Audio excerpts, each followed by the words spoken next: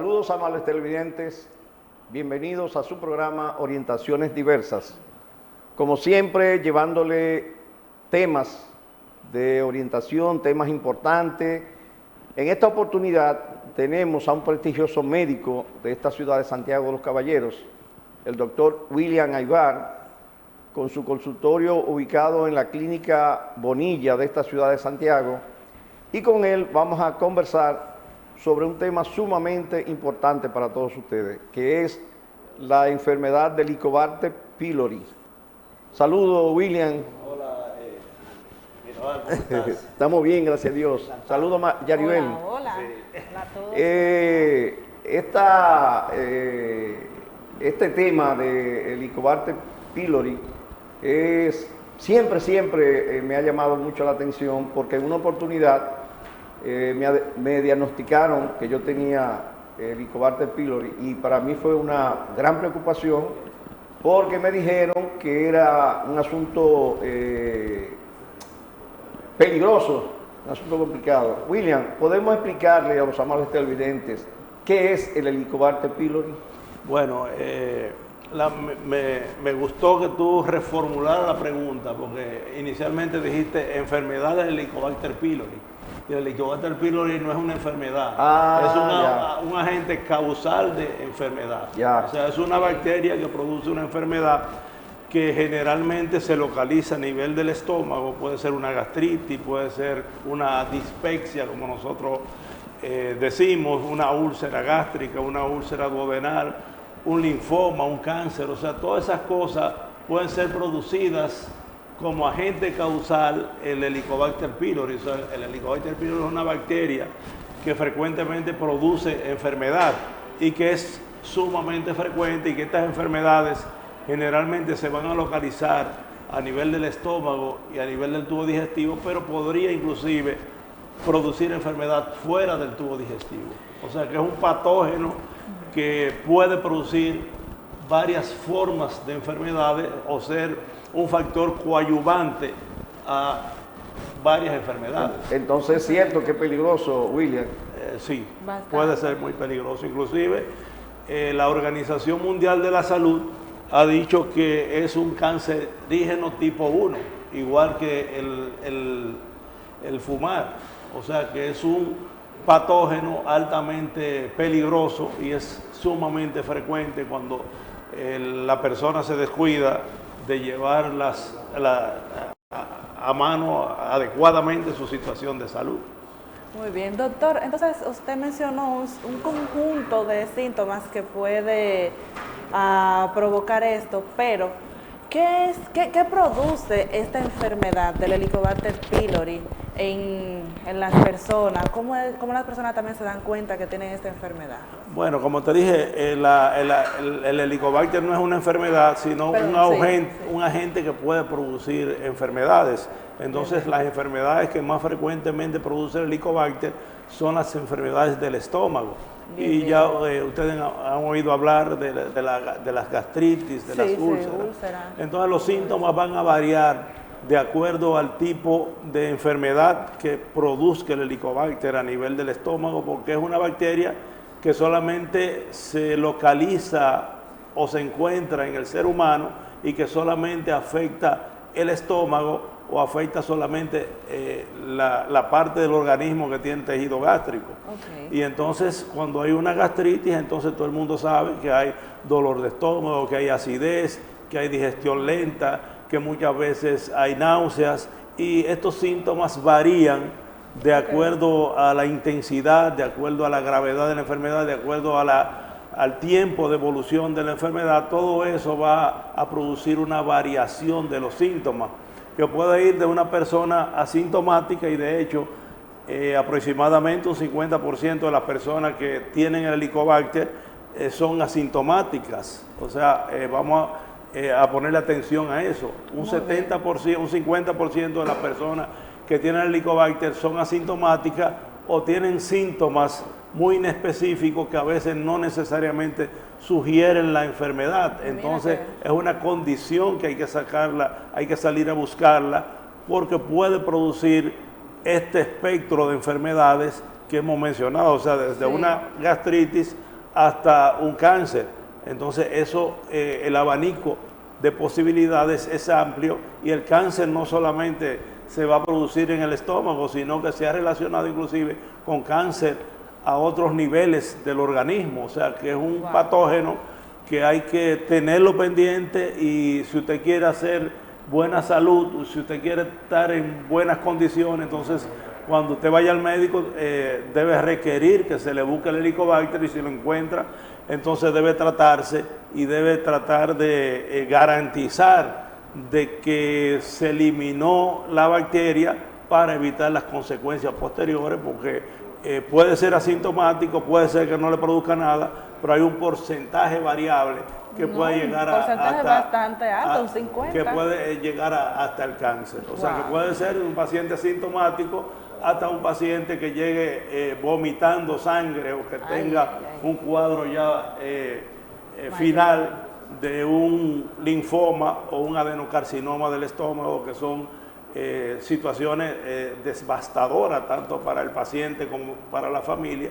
Y entonces nosotros como gastroenterólogos tratamos de determinar, alertar a la persona y ayudarlo a eliminar el problema para que la sangre no llegue al río. Doctor, ¿y cómo sabe una persona que está afectado de esa bacteria? Bueno, hay múltiples pruebas que nosotros podemos hacer.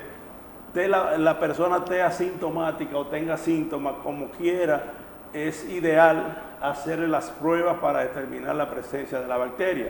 Entonces, hay pruebas donde se determinan pruebas de anticuerpos que se determinan en sangre, o sea, una prueba de sangre, aunque no es muy específica, es muy sensible, pero sí puede ayudar a orientarnos sobre la presencia de la bacteria. También hacemos lo que se conoce como determinación de antígeno en heces, la prueba de soplar, yo no sé si ustedes lo han oído mencionar, que se sopla en una funda y se hace la prueba de urea marcada con carbono 13 o carbono 14, y la más específica y la más sensible es la prueba cuando se hace vía endoscópica, o sea, se hace una endoscopía, se visualiza el estómago, vemos el estómago aquí con una cámara que se introduce a través de la boca, entonces la cámara va bajando por el esófago, llega al estómago, se pasa al intestino delgado, al duodeno, se visualizan todas estas áreas y se toman biopsia tanto del estómago como a nivel duodenal.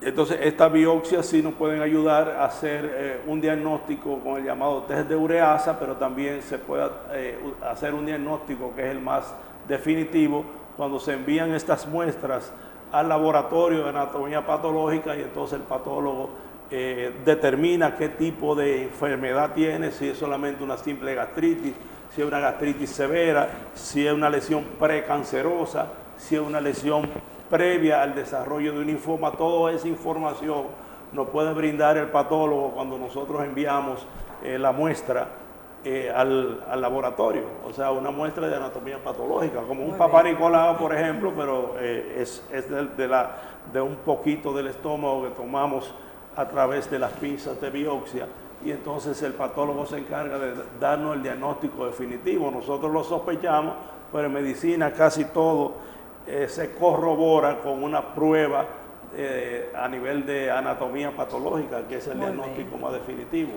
Entonces, doctor, para que los amables televidentes y nosotros también estemos un poquito claros, en sí, esta bacteria, ¿cómo se produce en el organismo? O sea, ¿es algo que sucede quizá por la ingesta de algún alimento? ¿Eso viene de fuera, de uno mismo, herencia? ¿Cómo se produce? Bueno, la bacteria no se produce dentro de uno, sino que uno la adquiere del medio externo, generalmente por agua y alimentos contaminados por la bacteria.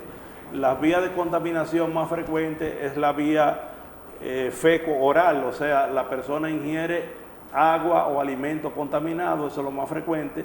También puede ser oral del hombre a la mujer, puede ser también lo que se conoce como contaminación gastro-oral, que es la vía quizás más frecuente y la vía más difícil de imaginársela, porque es una persona que tiene el Helicobacter, que vomita o que eructa en un momento determinado, entonces esas gotitas de líquido, de saliva, de secreción gástrica o del paciente que vomita se aeroliza y entonces se suspende en el aire, el paciente la asimila a través de la nariz o a través de la boca y entonces de ahí pasa hacia el estómago y entonces comienza a reproducirse.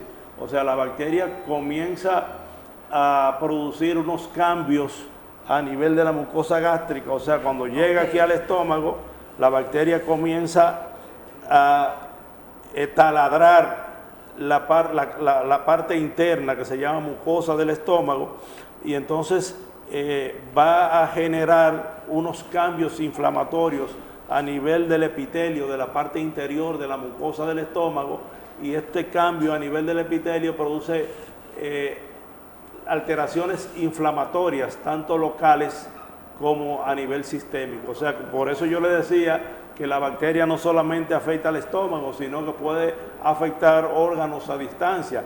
Inclusive hemos visto pacientes, por ejemplo, que tienen artritis, que están relacionadas también con el Helicobacter pylori, personas que tienen lesiones en la piel, que están relacionadas también con el Helicobacter pylori, afectaciones a nivel del sistema nervioso central, mareos, alteraciones a nivel pulmonares, o sea, todas esas cosas pueden ser producidas indirectamente por la bacteria porque genera una serie de aminas, una serie de enzimas como la ureasa que mencionamos, que produce el amoníaco dentro del estómago y produce otras enzimas que son nocivas para diferentes estructuras, no solamente a nivel estomacal, sino a otros niveles, entonces también puede producir además lo que nosotros llamamos citoquinas inflamatorias que pasan a la sangre, entonces a través de la sangre pueden producir daños a nivel de otros tejidos, o sea que produce daño a nivel del estómago por la reacción inflamatoria local, pero produce daño a nivel sistémico por la liberación de estas citoquinas inflamatorias que pasan a la sangre y entonces comienzan a producir daños a nivel de otros órganos. O sea que es una bacteria que tiene un mecanismo un poquito complejo y que va a producir una inflamación generalmente crónica y que esa inflamación crónica principalmente en el adulto es un tipo de inflamación que no, el mecanismo inmunológico del organismo no puede controlarla, no puede eliminarla, entonces se perpetúa y debe ser identificada, tratada y eliminada porque el mismo organismo generalmente no puede eliminarlo. O sea, cuando llega al organismo, en el adulto principalmente, no se elimina. Ahora en el niño, que es donde más frecuentemente, principalmente países subdesarrollados, donde se adquiere la bacteria, generalmente esa bacteria los niños la adquieren por debajo de los 10 años, pero esa es la mala noticia y que es muy frecuente el Helicobacter en niños. La buena noticia es que una gran cantidad de estos niños pueden espontáneamente aclarar y limpiar el estómago de la bacteria, pero la otra mala noticia es que generalmente cuando llegan adolescentes vuelven a reinfectarse y cuando se reinfectan ya el sistema inmunológico no puede aclarar, no puede limpiar espontáneamente la presencia de la bacteria, entonces ahí obligatoriamente tiene que entrar el médico para producir el aclaramiento de una enfermedad crónica, de una actividad leve, una actividad que no es muy fuerte, y entonces eso hace que muchos de ellos la sintomatología tampoco sea fuerte.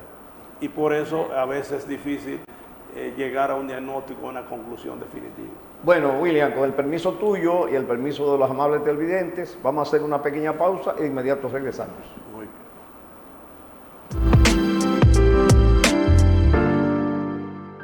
Un vehículo es una inversión que debe perdurar. Cuide el suyo. A la hora de necesitar servicio, Car House Dominicana, Avenida 27 de febrero, número 267, El Dorado. Centro de servicios, productos y accesorios para su vehículo.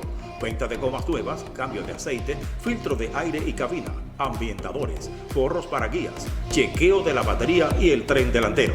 Car House Dominicana, 809-810-2220. El magistrado Leonardo Mirabal, con un equipo de profesionales de distintas áreas, nos trae cada sábado de 7 a 8 de la noche orientaciones diversas. Tome su butaca y entérese de buenas fuentes, los temas de trascendencia del día a día. Orientaciones diversas por Santiago TV. Visión que conecta. A tan solo 25 minutos de Santiago y 30 minutos de la playa de Sosúa, propietario vende casa 1126, con una finca de 11.634 metros cuadrados. En esta casa de campo podrás disfrutar de 2 niveles y 350 metros cuadrados de construcción, rodeados de flores y frutos, así como también de 5 habitaciones, 4 baños, 2 cocinas, amplias terrazas y parqueo para 10 vehículos. Estamos ubicados en el llano, carretera turística Luperón, entre la cumbre y la entrada de Pedro García. Para mayor información, contáctenos a través de nuestro número telefónico 829-214-8642.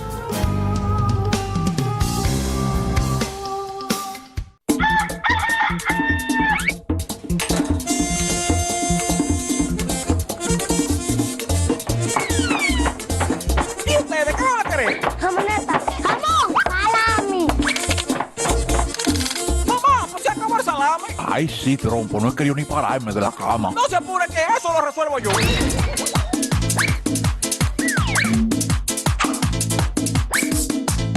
En La Ganadera yo hallo todo tipo de embutidos para deleitar mi paladar. Porque son embutidos con calidad de primera. ¡Embutido La Ganadera!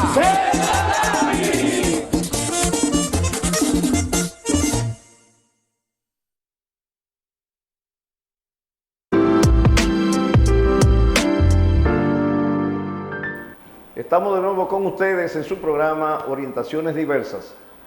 Como les decía de un principio, con un tema sumamente interesante, un tema que debemos ponerle atención, que es la bacteria del Helicobacter pylori. Doctor, hay algunos alimentos que no se pueden ingerir ya cuando la persona tiene, se le ha detectado esta bacteria, y hay algunos alimentos que sí son recomendables. Bueno, es que no hay una dieta específica para todo el mundo, o sea, no hay una receta de dieta global. O sea, cada persona tiene su dieta diferente, y entonces si tú utilizas la dieta que corresponde a ti por tu edad, por tu sexo, por tu tipo de sangre, que hay gente que no cree en eso, pero yo sí creo firmemente en la dieta según el tipo de sangre. Entonces, cuando tú ajustas la dieta según el tipo de sangre de la persona, entonces la bacteria y el manejo se va a adecuar y va a ser más fácil. Ahora, si tú comes cosas que te hacen daño y que por tu condición, o sea, hay gente que no toleran, por ejemplo, el trigo, hay otra gente que no toleran la leche, hay otra gente que no toleran la harina, la carne de cerdo, pero en sentido general lo que yo utilizo más es la dieta según el tipo de sangre, y eso se ha demostrado hasta la saciedad de que la dieta tiene que ver con el tipo de sangre, porque por ejemplo en la época prehispánica los indígenas no sufrían de artritis. Cuando los españoles ingresaron con el maíz, entonces en las momias prehispánicas aparecieron la artritis reumatoide.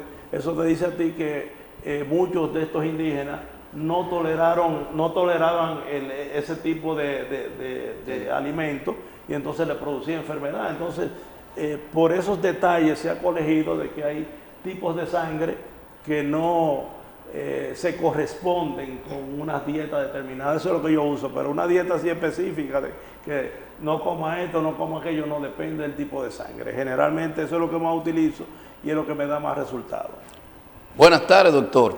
¿Cómo está usted? Buenas, señor Hinoa. Bien, qué bueno bien, verlo por aquí. Gracias, gracias. Creo que hay pocos médicos aquí en la ciudad de Santiago que tengan el perfil profesional del doctor William Aybar, destacado médico gastroenterólogo que por más de 40 años ha venido sirviendo a esta comunidad y ha creado una justa fama, sobre todo en el tratamiento de estos agentes como el Helicobacter pylori que tanto afectan. En ese sentido, en su segmento anterior, doctor, usted habló de la frecuencia del mismo y habló también de que en los niños puede darse y creo que hasta los 10 años pudiera resolverse, pero en los adultos realmente quisiéramos estar claros qué es lo que se puede hacer y si se cura ese agente que tanto daño hace a la salud. Bueno, como le dije anteriormente, en los niños, más o menos antes de la adolescencia, se puede curar espontáneamente. O sea, el sistema inmunológico del niño antes de la adolescencia puede aclarar espontáneamente la presencia del virus, pero después que el niño se reinfecta, entonces ya es difícil que el sistema inmunológico pueda ayudarlo y entonces ahí que tenemos que entrar los médicos y comenzar a tratar el enfermo con la esperanza de curarlo. Y le digo con la esperanza de curarlo porque se estaba comentando y mucha gente todavía lo cree de que el Helicobacter no se cura. El Helicobacter se cura, es difícil de curar, pero se cura y cada vez resulta un poco más difícil porque la gente va a la farmacia y pide un combo para el Helicobacter pylori y se lo toma y cree que está curado. Y lo que pasa es que a veces el Helicobacter se esconde y hace lo que nosotros llamamos recrudescencia. Pero si se infecta de nuevo, entonces hace una reactivación. O sea, hay una recrudescencia cuando el virus, cuando la bacteria se esconde, y hay una reactivación cuando vuelve y se infecta la persona, el enfermo. Yo no digo paciente porque a veces los pacientes no son tan pacientes, a veces son hasta impacientes, yo digo el enfermo. Y entonces, pero sí hay que tratar de garantizar de que la persona se ha curado. Entonces, ¿cuál es la técnica? ¿Cuál es el secreto de que una persona pueda curarse? Que sea evaluado por un especialista. Y principalmente que sea evaluado por un médico que tenga experiencia en el manejo de la bacteria. Porque pasa con eso lo que pasaba con los pacientes con tuberculosis. Todo el mundo sabía, todos los médicos sabíamos cuáles eran los medicamentos que había que darle al paciente tuberculosis. Pero los que eran expertos en tratar la tuberculosis eran los neumólogos y por eso nosotros mandábamos los pacientes con tuberculosis al neumólogo. Y eso mismo está pasando con esta bacteria. Esta bacteria está haciendo una resistencia rápida, una resistencia muy tremenda y los antibióticos que utilizamos comúnmente ya la bacteria no es sensible, entonces nosotros tenemos que buscar cuál es el antibiótico ideal, cuál es el antibiótico adecuado y utilizarlo en el tiempo y la duración adecuada, que es lo que no hacen la mayoría de colegas míos que no son especialistas, o quizás son especialistas, pero no tienen mucha experiencia todavía en el manejo de esta bacteria, pero sí se cura.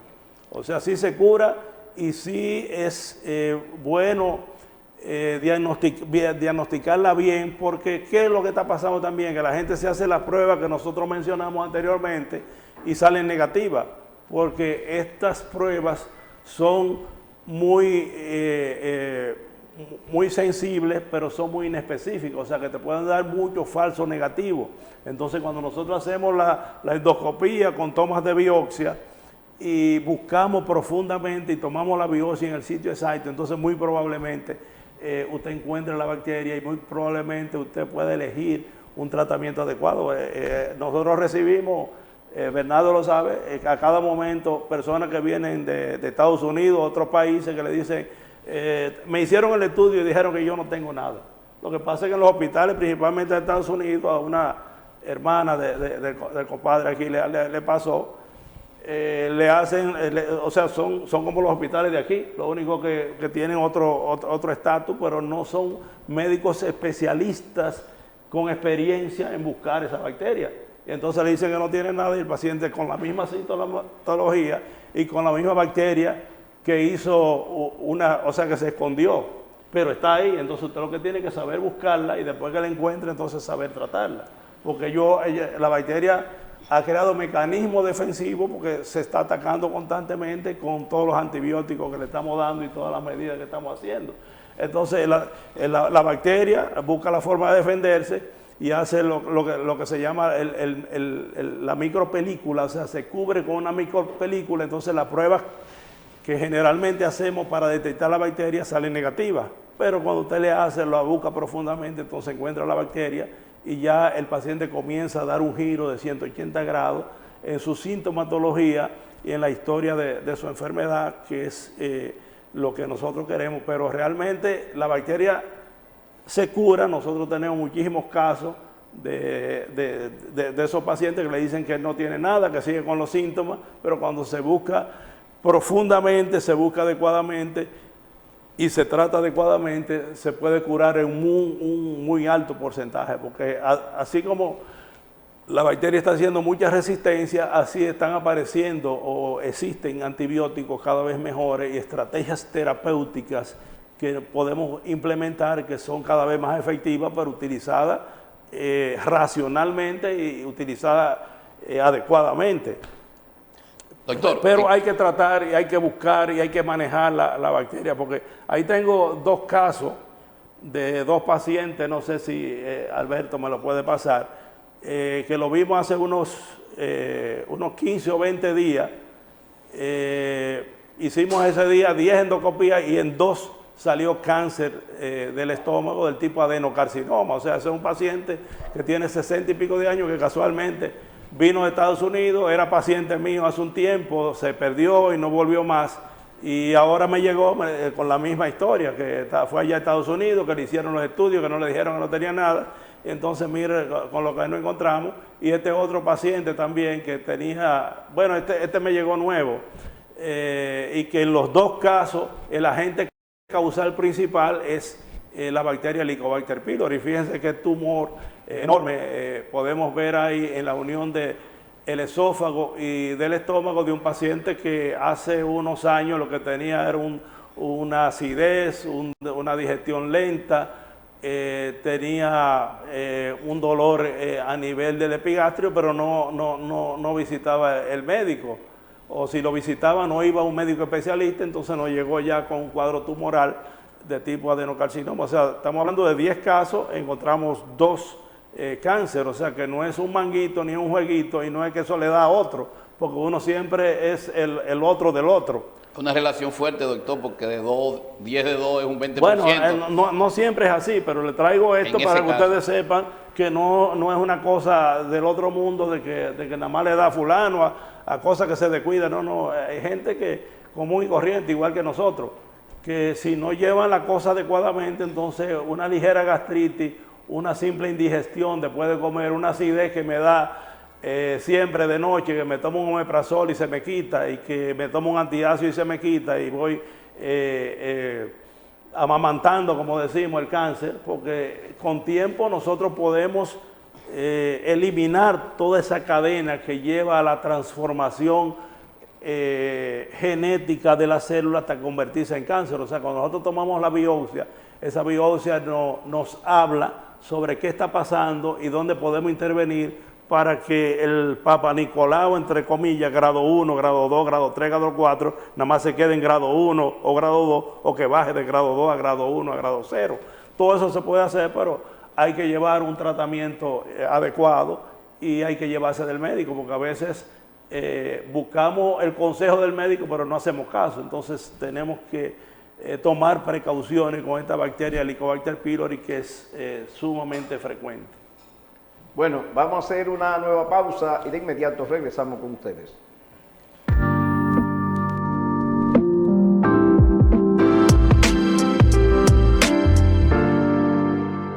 Un vehículo es una inversión que debe perdurar. Cuide el suyo. A la hora de necesitar servicio, Car House Dominicana, Avenida 27 de febrero, número 267, El Dorado.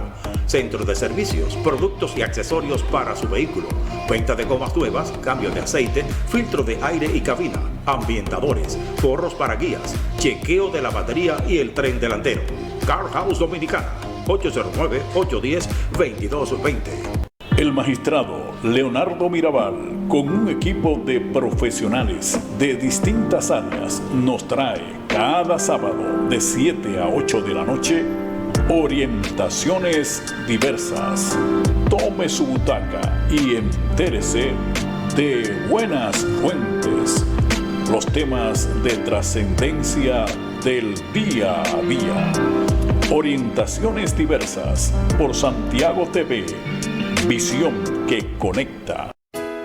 A tan solo 25 minutos de Santiago y 30 minutos de la playa de Sosúa, propietario vende casa 1126, con una finca de 11.634 metros cuadrados. En esta casa de campo podrás disfrutar de 2 niveles y 350 metros cuadrados de construcción, rodeados de flores y frutos, así como también de 5 habitaciones, 4 baños, 2 cocinas, amplias terrazas y parqueo para 10 vehículos. Estamos ubicados en el llano, carretera turística Luperón, entre la cumbre y la entrada de Pedro García. Para mayor información, contáctenos a través de nuestro número telefónico 829-214-8642.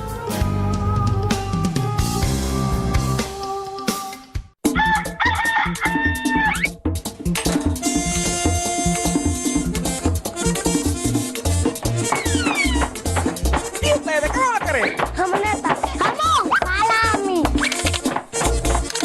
Mamá, pues se acabó el salami. Ay, sí, trompo, no he querido ni pararme de la cama. No se apure que eso lo resuelvo yo.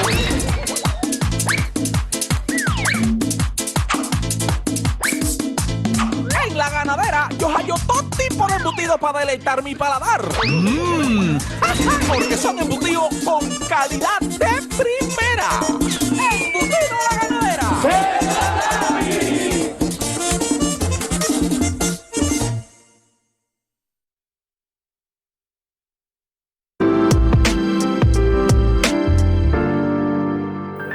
Estamos de nuevo con ustedes en su programa Orientaciones Diversas.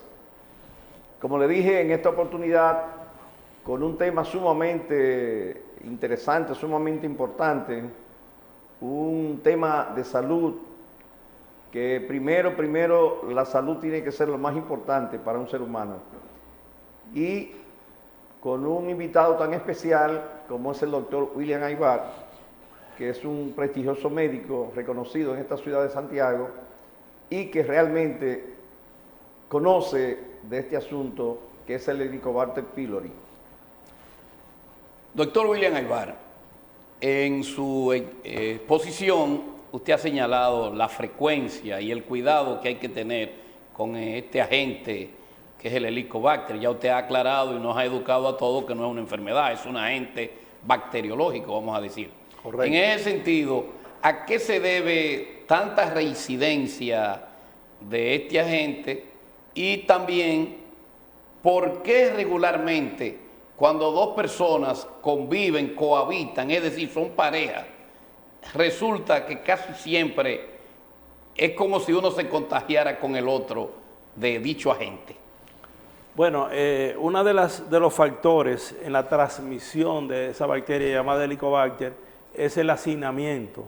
Inclusive se ha visto que en los países en desarrollo, su desarrollado, es mucho más frecuente la presencia y la prevalencia y la incidencia de la infección por Helicobacter pylori, porque en hacinamiento entonces se transmite más rápidamente y más fácilmente esa infección, y además decíamos que hay una transmisión de vía oral, y entonces por eso es que nosotros le decimos a la pareja que debe también chequearse, aunque no tenga síntomas, porque es sumamente frecuente que cuando el esposo tiene la bacteria del Helicobacter, la esposa también tenga la bacteria, y entonces hay que tratar de llevar el corte parejo, como decimos, y darle tratamiento a ambos, claro, con con un diagnóstico en ambos casos, porque a veces uno trata un enfermo, le dije que no le iba a decir paciente, sino enfermo, uno trata a un paciente que tiene la sintomatología y que lo llevan por el problema,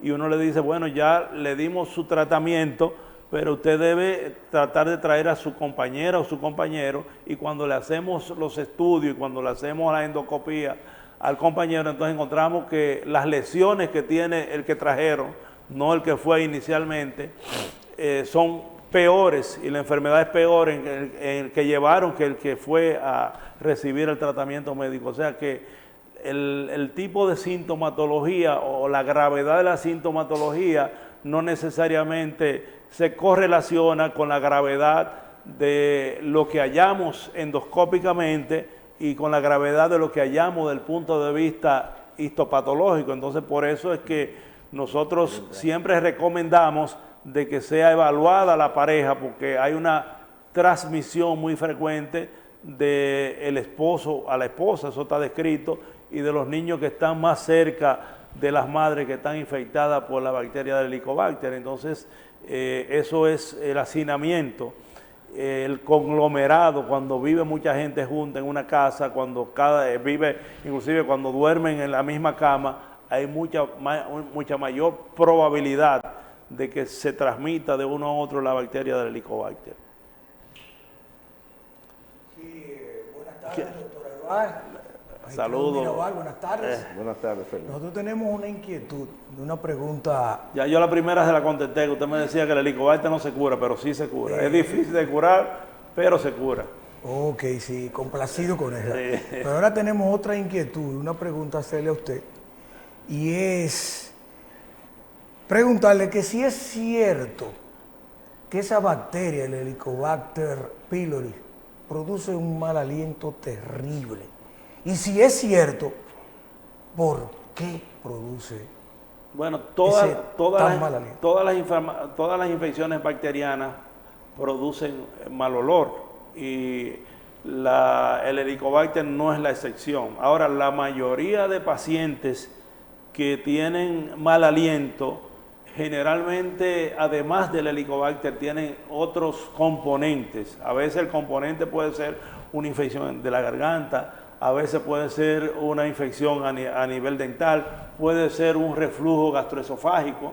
Entonces, todo eso hay que verlo en conjunto, porque el Helicobacter contribuye al mal aliento, pero la mayoría de personas que sufren de mal aliento severo generalmente tienen otras condiciones agregadas al Helicobacter. Ahora, si usted no cura el Helicobacter, entonces es difícil usted llegarle a las otras situaciones que estén produciendo el mal aliento. Pero la buena noticia también es que la mayoría de pacientes que sufren de ese mal aliento se curan. O sea, se curan con el tratamiento adecuado y específico, porque además de tratar el Helicobacter, generalmente viene acompañado de otras condiciones, generalmente gastroenterológicas, que pueden ser manejadas y que pueden ser orientadas para que la persona no sufra de mal aliento. O sea, hemos tenido muchísimos pacientes que dicen que van a dejar el trabajo porque no pueden hablar con la gente. Otros que dicen que no aceptan invitaciones, si es mujer de hombre, y hombre no se atreve a hablar a las mujeres porque tiene mal aliento. Pero ya todo eso se corrió. O sea, es muy raro que un paciente con esa situación no se le resuelva el problema. O sea, la medicina tiene respuesta ya para la mayoría de enfermedades, con algunas excepciones. Por ejemplo, cuando ya se produce el cáncer, entonces ya es difícil, principalmente el cáncer producido por el Helicobacter de tipo adenocarcinoma, que son sumamente agresivos. O sea, esos dos cánceres que yo presenté ahí son sumamente agresivos y no responden ni a cirugía, ni a radioterapia, ni quimioterapia, y que tienen una mortalidad muy alta en 6 meses y menos de 5 años. Por eso entonces hay que evitar de que la situación pase a peor, haciendo lo que está establecido, ir al médico, hacerse los análisis de laboratorio, ser obediente. Si el médico le dice que hay que hacerlo endoscopía, no cogerle miedo, porque nadie se ha muerto de una endoscopía o una colonoscopía, pero sí, estas enfermedades matan, a veces rápidamente, a veces matan suavemente, como dice la canción. mi hermano.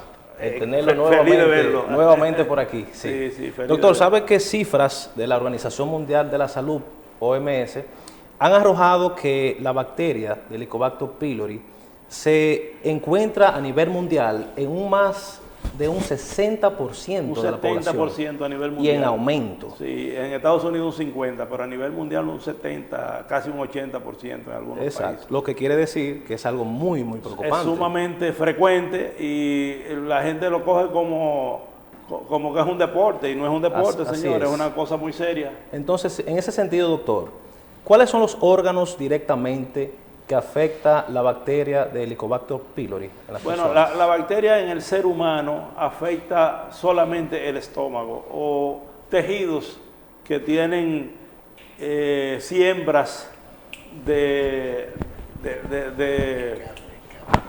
tejido gástrico donde se pueda alojar la bacteria. O sea, porque la bacteria solamente se puede distribuir, se puede reproducir a nivel del epitelio del estómago. O sea, no se ha visto que se pueda incubar, que se pueda reproducir en ningún otro órgano, porque necesita las condiciones ambientales de acidez y las condiciones ambientales de oxigenación que tiene el estómago para poder replicar la bacteria, y de ahí entonces sí puede los residuos de la bacteria distribuirse a otros órganos, pero solamente afecta el estómago, no afecta otras áreas del tubo digestivo, porque aquí se dan las condiciones adecuadas para que la bacteria pueda reproducirse. Inclusive antes se creía que era imposible de que una bacteria podría sobrevivir el ambiente gástrico, porque el ambiente gástrico tiene una acidez que es unos 3 millones de veces el ácido que tenemos en la sangre. O sea, tenemos ácido clorhídrico, tenemos cloro en el estómago a altas dosis. Entonces, todo lo que pasa por ahí inmediatamente se elimina por la acción del cloro, del ácido clorhídrico, pero esta bacteria tiene la capacidad única y extraordinaria de resistir el efecto corrosivo del ácido clorhídrico, de producir las condiciones para penetrar la mucosa y comenzar a reproducirse, comenzar a multiplicarse dentro del estómago, que esta capacidad no la tiene ninguna otra bacteria, ningún otro parásito, ningún otro patógeno. Los virus también se destruyen cuando pasan por el estómago. O sea que esta es una bacteria que tiene estas características, una bacteria que la humanidad la ha sufrido desde hace más de 50.000 años. O sea, cuando el hombre pasó de África al resto del mundo, ya traía esta bacteria. Lo que pasa era que no se daban las condiciones para desarrollar la enfermedad como está pasando ahora, porque hay factores que intervienen en la patogenicidad de la bacteria, que es las condiciones de la bacteria misma, los factores ambientales y los factores genéticos. Entonces, en el mundo moderno que estamos viviendo, todos estos factores se están llegando al extremo y están haciendo que estas enfermedades sean cada vez más frecuentes, sean más agresivas. El abuso de los antibióticos hace que esta bacteria sea una superbacteria, sea multiresistente. Pero la infección por Helicobacter hace muchos años que está afectando a la humanidad. Lo que pasa es que antes no se sabía o sea, no se le había puesto nombre o apellido a esta enfermedad. Inclusive se cree que Napoleón Bonaparte sufría de úlceras, y las úlceras, como le dije, siempre son producidas por la bacteria. O sea, es el principal agente en más de un 99%. Doctor, ustedes ven la foto de Napoleón que siempre está agarrando la barriga. El estómago, sí. Algo simbólico. Sí. Y eso era porque probablemente eso lo ayudó a morirse más pronto, y por eso apresuró un poquito. Vivía de mal genio. Sí, doctor, en ese mismo sentido y tenor, en el hipotético caso ya que una persona se haga las pruebas correspondientes y salga positivo a esta bacteria, ¿qué es lo primero que debe hacer esa persona? Bueno, lo primero que debe hacer es ir al médico, y si el médico se la diagnosticó, debe tratarla. O sea, se ha visto que hay una relación causa-efecto. O sea, si usted tiene la bacteria y está consciente de eso, debe recibir tratamiento. Si no está dispuesto a dar tratamiento o recibir tratamiento, entonces no se haga la prueba. Siempre que se diagnostica la bacteria hay que tratar. Es lo que dice la Organización Mundial de la Salud, que usted debe diagnosticar y tratar. No debe diagnosticar y dejarlo en un limbo, sino que siempre se debe, hay mucho mayor ganancia cuando se diagnostica y se trata, porque se evitan muchas situaciones de salud y se evitan muchas enfermedades que pueden ser catastróficas. William, vamos a hacer una última pausa y de inmediato regresamos con ustedes.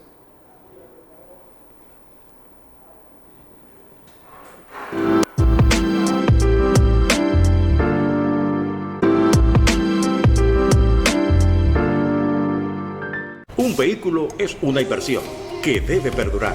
Cuide el suyo. A la hora de necesitar servicio, Car House Dominicana, Avenida 27 de febrero, número 267, El Dorado. Centro de servicios, productos y accesorios para su vehículo. Venta de gomas nuevas, cambio de aceite, filtro de aire y cabina, ambientadores, forros para guías, chequeo de la batería y el tren delantero. Car House Dominicana, 809-810-2220. El magistrado Leonardo Mirabal, con un equipo de profesionales de distintas áreas, nos trae cada sábado de 7 a 8 de la noche orientaciones diversas. Tome su butaca y entérese de buenas fuentes, los temas de trascendencia del día a día. Orientaciones diversas por Santiago TV. Visión que conecta. A tan solo 25 minutos de Santiago y 30 minutos de la playa de Sosúa, propietario vende casa 1126, con una finca de 11.634 metros cuadrados. En esta casa de campo podrás disfrutar de 2 niveles y 350 metros cuadrados de construcción, rodeados de flores y frutos, así como también de 5 habitaciones, 4 baños, 2 cocinas, amplias terrazas y parqueo para 10 vehículos. Estamos ubicados en el llano, carretera turística Luperón, entre la cumbre y la entrada de Pedro García. Para mayor información, contáctenos a través de nuestro número telefónico 829-214-8642.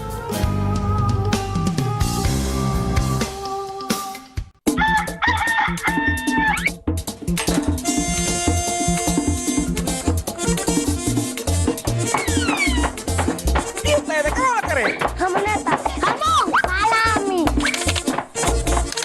Mamá, pues se acabó el salami. Ay, sí, trompo, no he querido ni pararme de la cama. No se apure que eso lo resuelvo yo.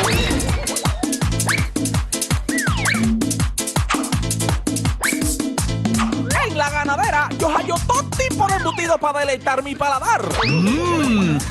Porque son embutidos con calidad de primera. ¡Embutido La Ganadera!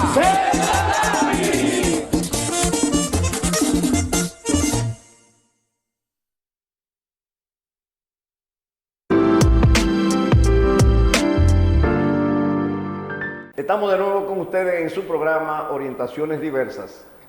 Nada, con un tema, como le dije en principio, un tema sumamente importante y que hay que ponerle mucha atención a este tema de esa bacteria, Helicobacter pylori, en virtud de que, como dijo el doctor William Aybar, es muy frecuente y hay un gran porcentaje de personas que padecen de esta bacteria, es decir, que como dijo William, no se trata realmente de una enfermedad, sino que es una bacteria que si la persona se descuida, pues puede producir muchísimas enfermedades y puede incluso poner en peligro la vida de la persona.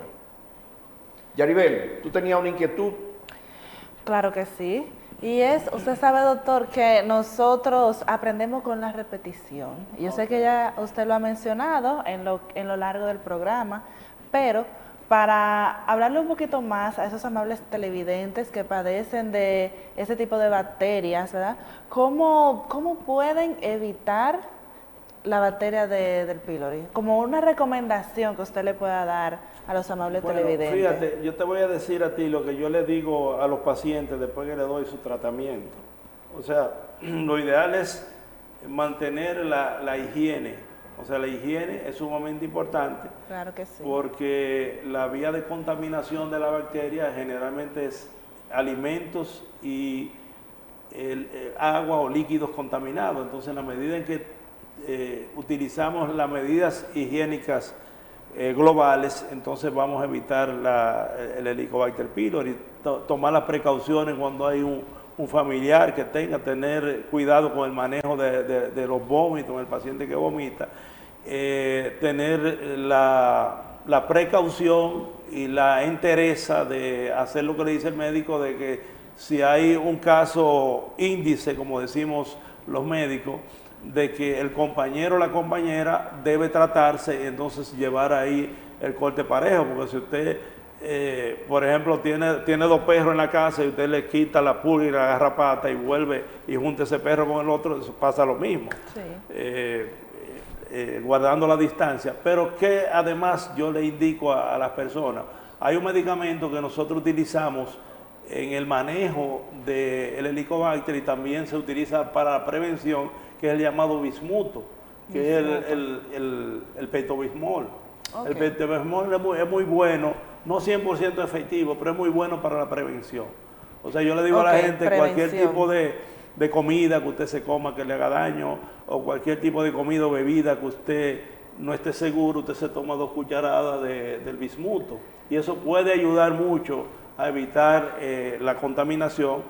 Cuando le digo a la pareja, mientras se decide hacer el tratamiento en conjunto, de que cualquier tipo de intimidad o relación, compartir comidas así directamente, utilice como precaución tomarse el bismuto. O sea, eso no lo digo yo porque me lo imagino, sino que eso científicamente se ha demostrado, porque la bacteria, antes de colonizar el estómago, necesita un proceso. Entonces, en ese proceso, cuando usted le echa el bismuto, podría eliminar la bacteria antes que comience a penetrar la pared del intestino. O sea, eso no es 100% efectivo, pero podría ser un preventivo en lo que se toman las precauciones del lugar. Pero eso es lo que yo le digo en sentido Doctor, general. Usted me ha sacado a mí de una preocupación grande, porque yo tengo un amigo que todos los días yo lo veo con su pentobismol en la mano y tú te vas a morir.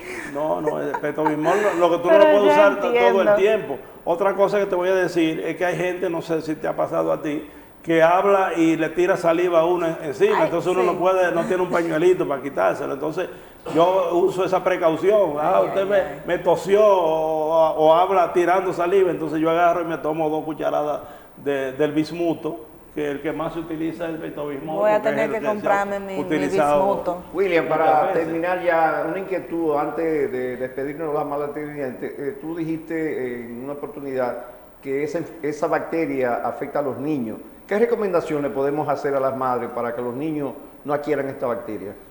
Bueno, la madre, lo primero es que hay que asegurarse que la madre o el padre estén saludables, porque el niño generalmente se infecta a través de las madres, porque son las que tienen mayor contacto, pero en sentido general, las medidas higiénicas generales de evitar el agua contaminada con heces, de evitar los alimentos contaminados, tener en cuenta dónde, si sale a comer, principalmente las ensaladas que no la lavan adecuadamente, los jugos, si lo preparan adecuadamente, todas esas cosas, tener precauciones generales de higiene. Porque la higiene... Y ya tú nos has dicho algo importante, William, que a veces uno ve un juguito en la calle. Exacto. Y se toma un juguito en la calle porque tiene calor y se está metiendo una enfermedad. Una enfermedad, es mejor una bacteria. Es mejor llegar a la casa. Llegar a la casa, o que sean enlatados, o que sean embotellados, y entonces ya ahí hay cierta seguridad, porque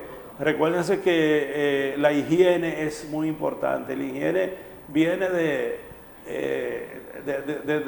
los griegos utilizaban el término higiene, porque la higiene era la hija del dios de la medicina, que evitaba las enfermedades. Y de ahí es que viene la palabra higiene. Se llama higía, y entonces ahí viene la palabra higiene. Y también la otra hija se llamaba panacea, que era la que cura todas las enfermedades. Sí, entonces hay que tratar de invocar a Higie para utilizar la higiene, para no tener que usar a panacea, que es la que cubre entonces la enfermedad. Bueno, lamentablemente, William, hemos llegado al final de este programa tan interesante.